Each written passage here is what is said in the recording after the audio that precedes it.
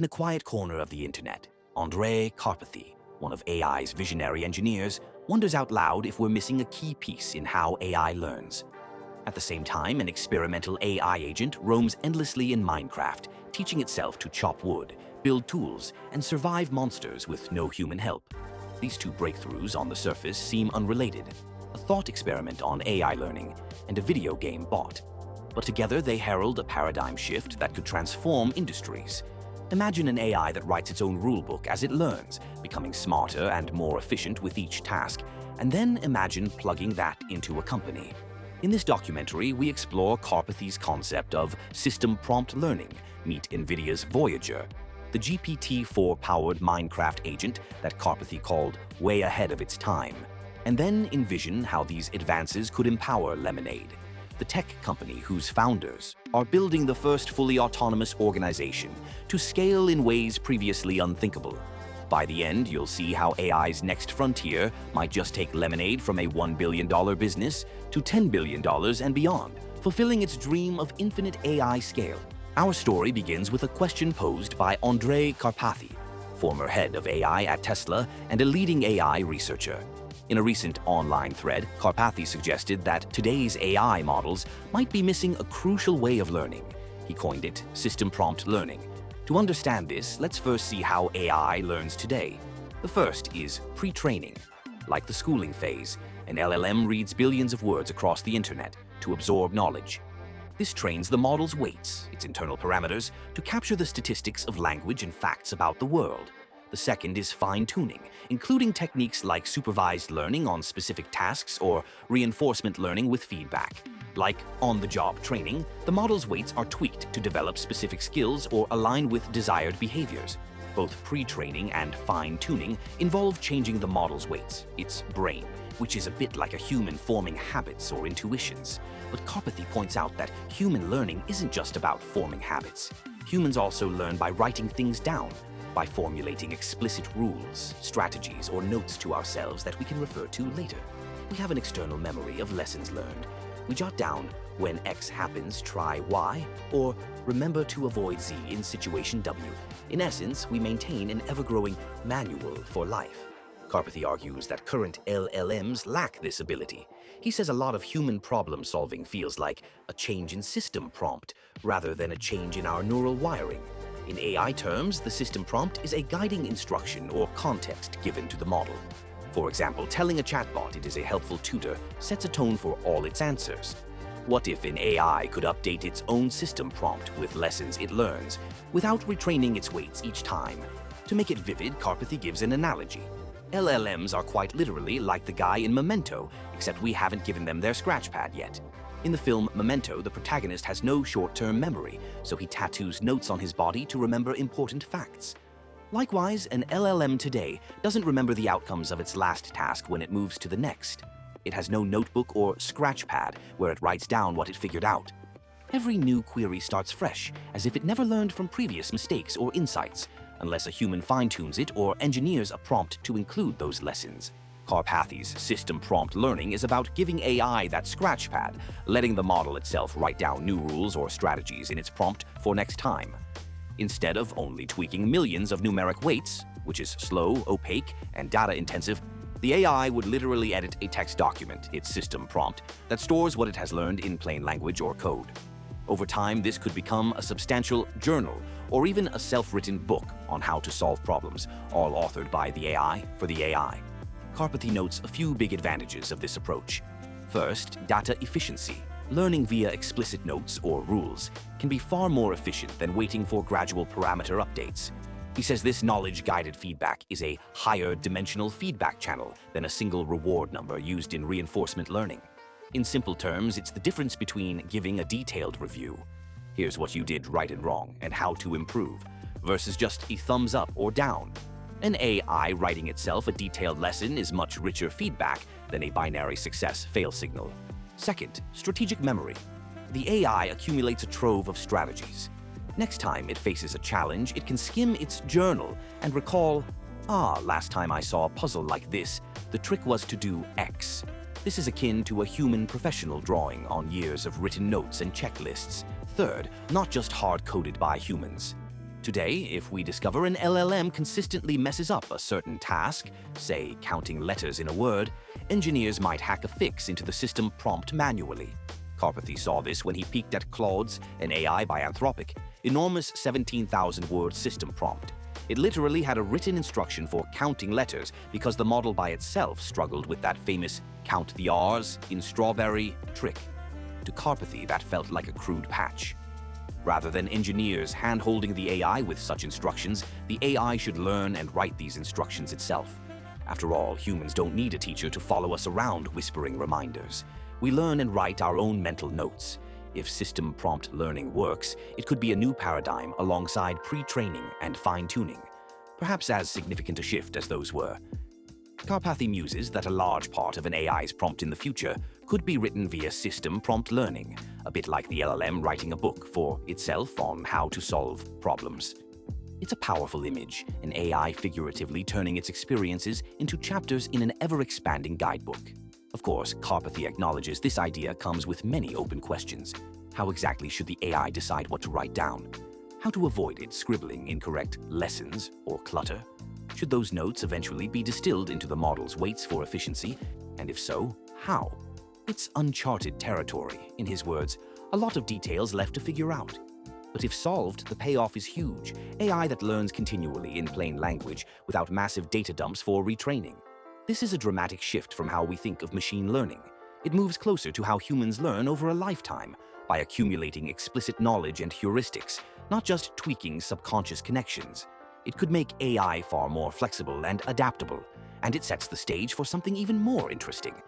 An AI that not only records its strategies, but one that can act and experiment in the world to generate those learnings autonomously.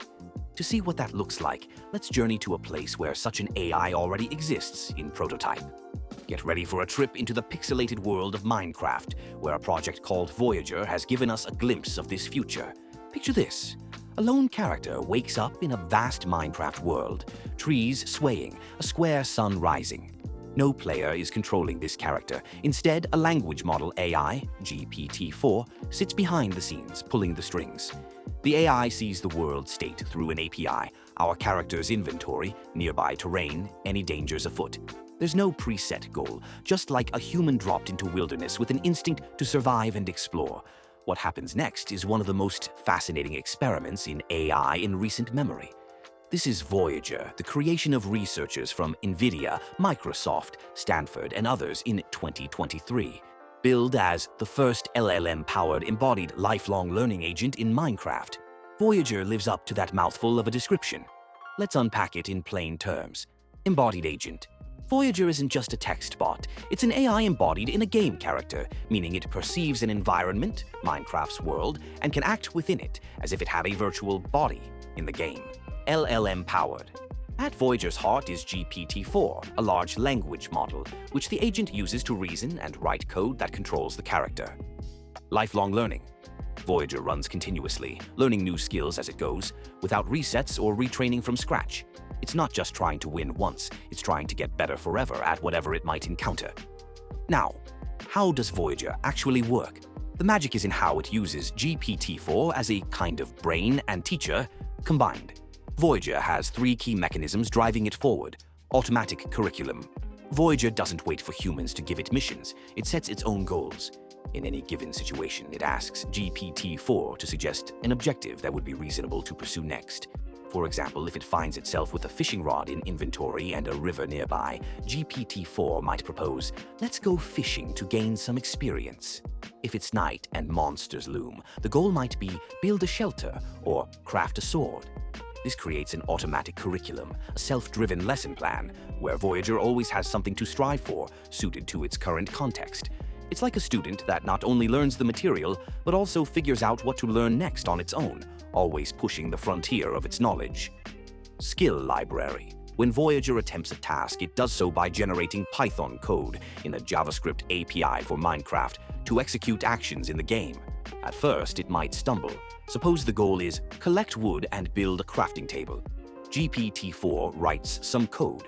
Voyager tries it, maybe it fails or errors out.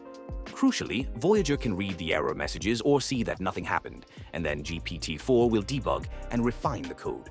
Once the code finally works and the task is done, wood collected, table built, Voyager saves that code in an ever-growing skill library. This library is essentially memory, a repository of skills in code form that it has mastered, like functions it can call later. So next time when it needs to build a crafting table or fight a zombie or bake a cake, it can retrieve the code for that skill instead of starting from scratch. Over time, the skill library becomes very rich, a toolbox for just about any situation, accumulated by experience.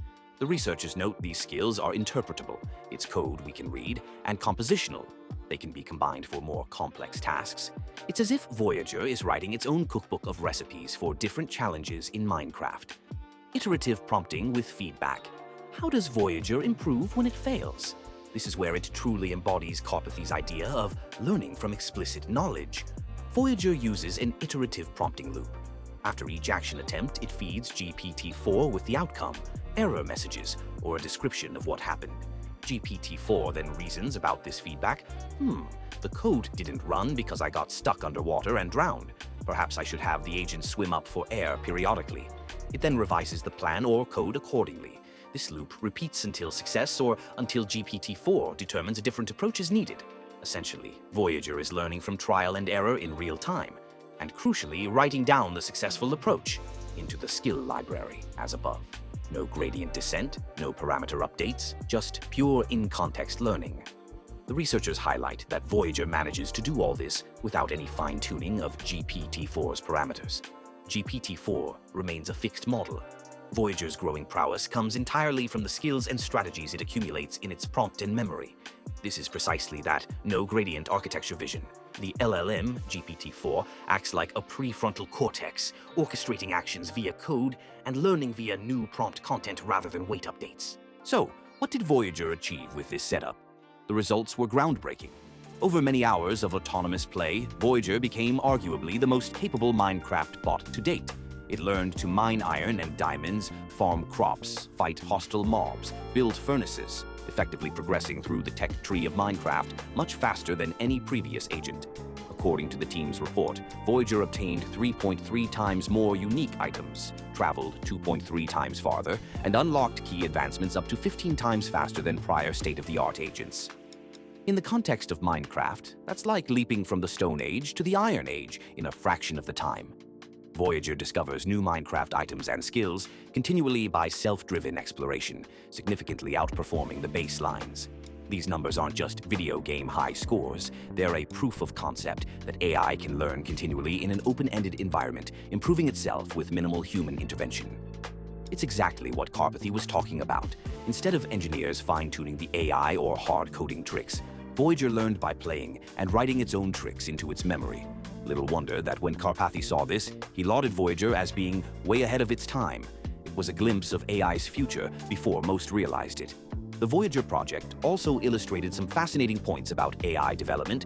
It showcased the power of letting a model be both student and teacher.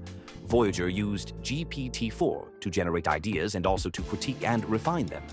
This self-reflective loop is like having an inner coach. It emphasized lifelong learning in a way rarely seen before. Traditional AI agents often reset after completing a task or episode. Voyager never resets, it just keeps accumulating abilities.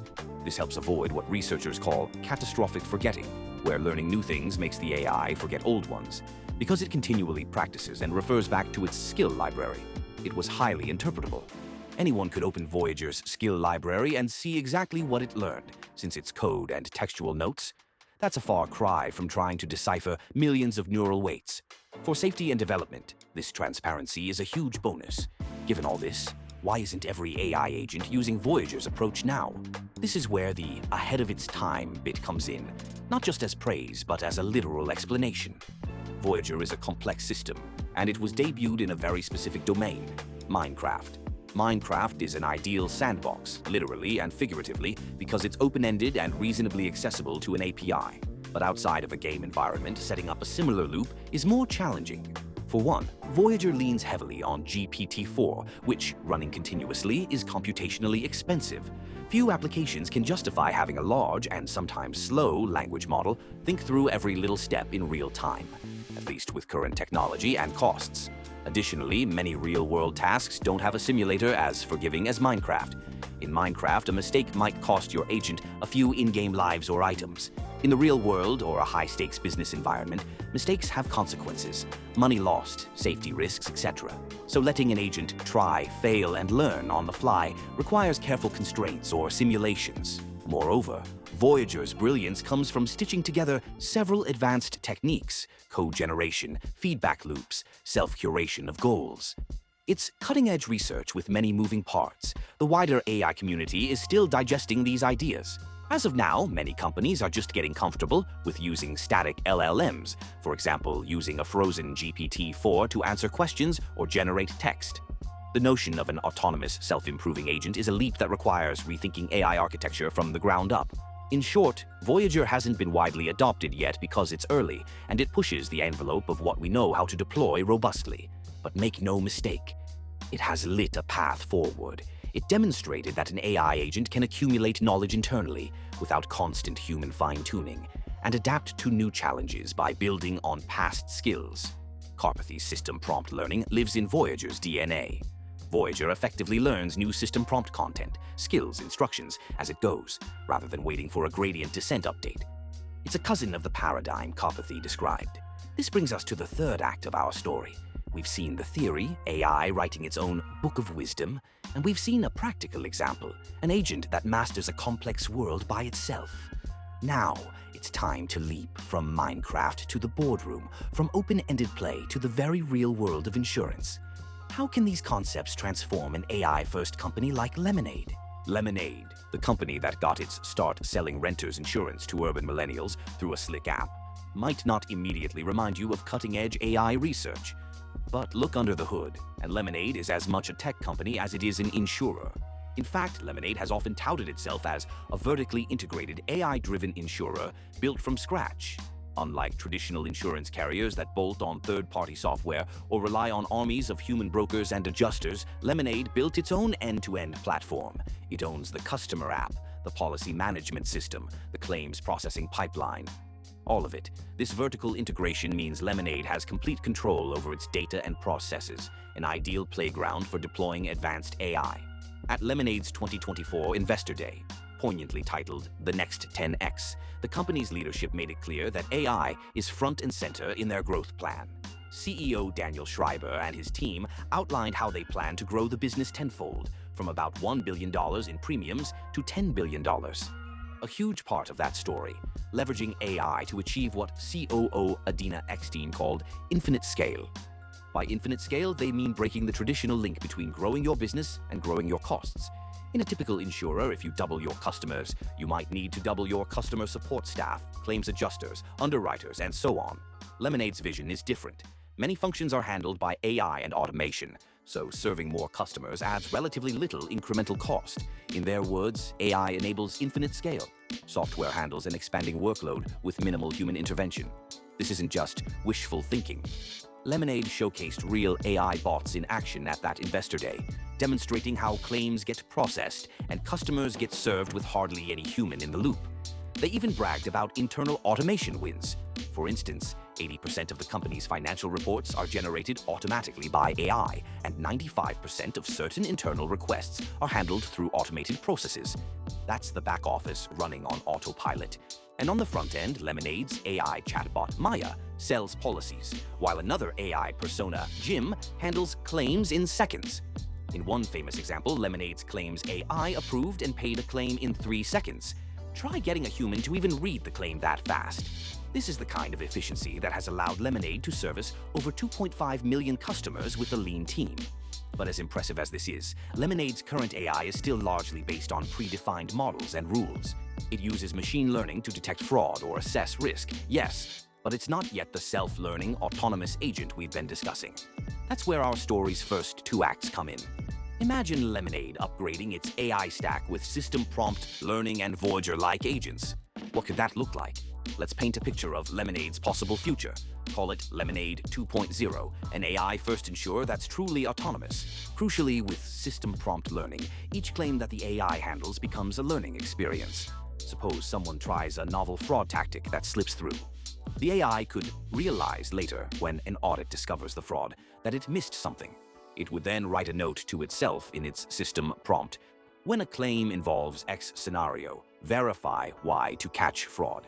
Essentially, it builds its own fraud detection checklist as these cases occur.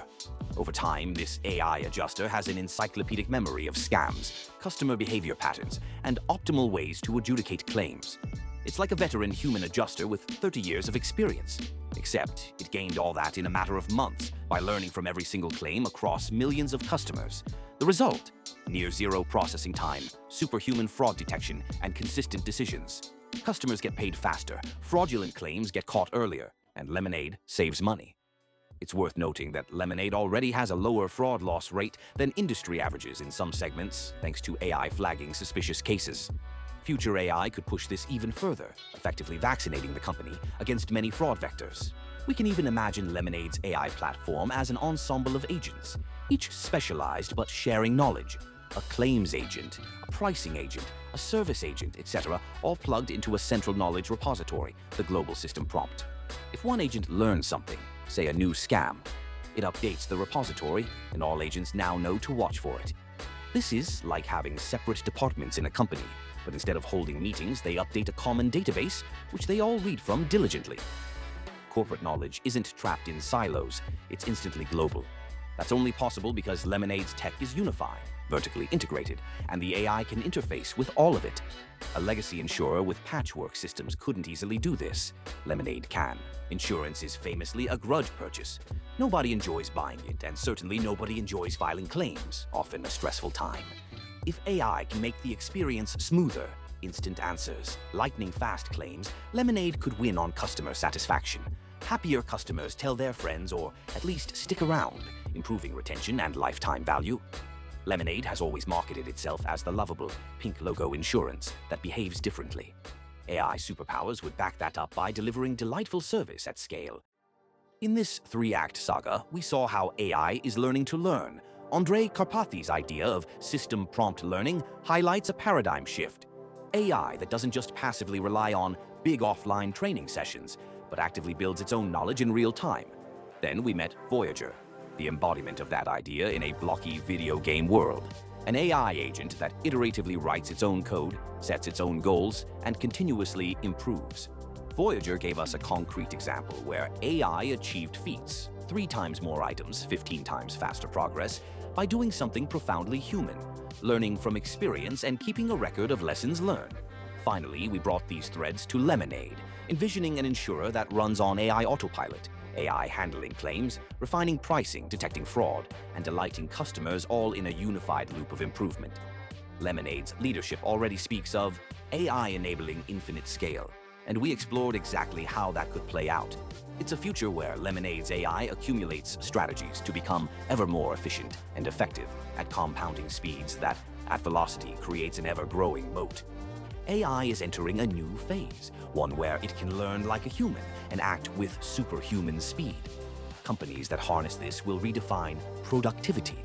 Lemonade's quest for infinite scale is just one example, but a powerful one, of what an AI-first company could achieve.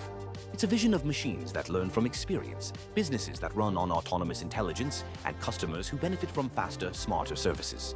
In the end, what we're really witnessing is the early chapter of AI writing its own book in the history of technology. And that's a story worth following, and one we'll be watching closely. Thank you for joining us in this exploration of AI's cutting edge and Lemonade's bold vision. If you learned something new and exciting today, don't forget to like this video and subscribe for more deep dives. The age of autonomous enterprises is just beginning. Stay tuned because the journey from Minecraft to Wall Street has only just begun.